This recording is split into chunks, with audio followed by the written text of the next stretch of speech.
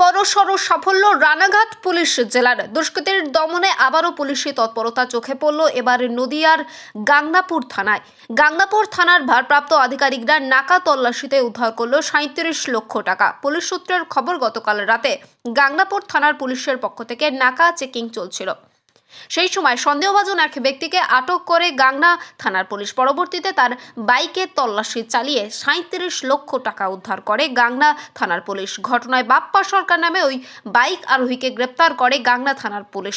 পরবর্তীতে তার বাইকটিকে বাজেয়াপ্ত করে পুলিশ। পরবর্তীতে ঘটনাস্থলে পৌঁছে যায় রানাঘাট পুলিশ জেলার উচ্চ পদস্থ আধিকারিকগণ। তবে এই বিপুল পরিমাণ টাকা সে কোথায় নিয়ে যাচ্ছিল এবং কার থেকেই বা পেয়েছিল তার তদন্ত ইতিমধ্যেই শুরু করেছে গাংনা থানার পুলিশ। যদিও পুলিশের এই তল্লাশি অভিযানে বিপুল পরিমাণ টাকা উদ্ধারের ঘটনায় যথেষ্টই খুশি নদিয়াবাসী।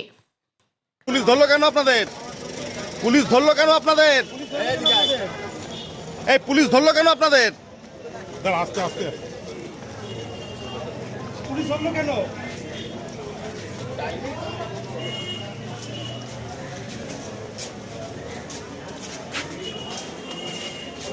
কোহিলি দেবনাথের রিপোর্ট, সুন্দর বাংলা নিউজ।